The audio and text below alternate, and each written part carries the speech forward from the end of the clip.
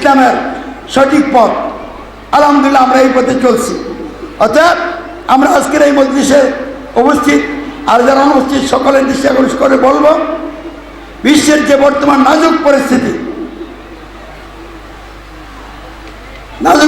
আর ব্যাখ্যা করছি না।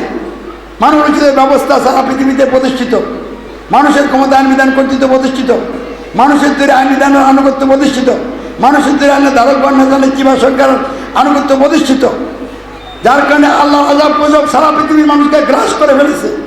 রাষ্ট্রীয় সন্ত্রাস চলছে, দলীয় সন্ত্রাস চলছে, হানাহানি চলছে।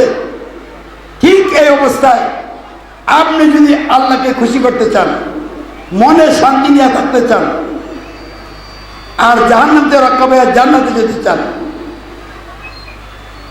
আর মানুষের জীবনে ইসলাম প্রতিষ্ঠার মাধ্যমে সুশাসন এবং ন্যায় বিচার প্রতিষ্ঠা করতে চান, তাহলে 1 নম্বর আপনাকে বলতে হবে সার্বভৌমত্ব আইন বিধান কর্তৃত্ব মানুষের নয়, সার্বভৌমত্ব আইন বিধান কর্তৃত্ব একমাত্র আল্লাহ। অতএব আমি কোনো মানুষের সার্বভৌমত্ব আইন বিধান কর্তৃত্ব মানি না, মানবই না।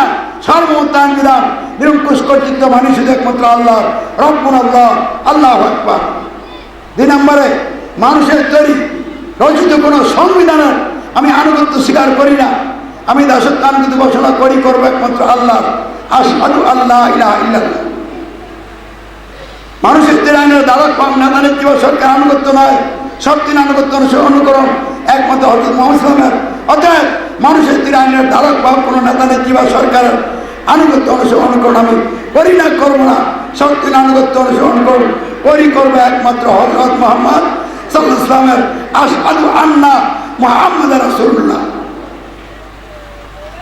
এবং এই ঘোষণা দিয়ে যে আমির, এই সাক্ষাৎকার দিয়ে যে আমির এই দাওয়াত লোকদেরকে দিবে, ওই আমিরের নেতৃত্বের আনুগত্যে কোরআন সুন্নাহ ভিত্তিক জীবন করার জন্য বাদ গ্রহণ করতে হবে,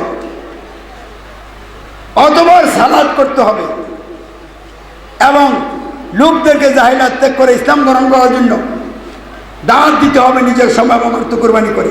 আর এটাই হলো আমলে সালেহ। যেই আমলটা করতে গেলে জাহিলাত থেকে বাধা আসে, ওইটা আমলে সালেহ। আর যেই আমলটা করলে জাহিলাত নোটিশ দেয় না, বাধা দেয় না, এটা মূলত আমলে সালেহ না, এটা সংযোগ আমল। আমলে সালের সাথে কি হয়? সংযোগ হয়, যোগ হয়। তো নামাজ, রোজা, জিকির, আজকাল আপনারা যা কিছু করছেন, যদি একটা মূলত আমলে সালেহ না। আমলে সালেহ আমি করছি, ইসলামী সমাজের লোকেরা করছে, এবং দেশবাসী বিশ্ববাসী সকলকে জাহিলাত ত্যাগ করে ইসলাম গ্রহণ করে ইসলামী সমাজে সামিল হয়ে আমলে সালেহ করার জন্য আমরা লোকদেরকে উদ্বুদ্ধ করছি, দাওয়াত দিচ্ছি। আল্লাহ কবুল করুন বলে না আমিন।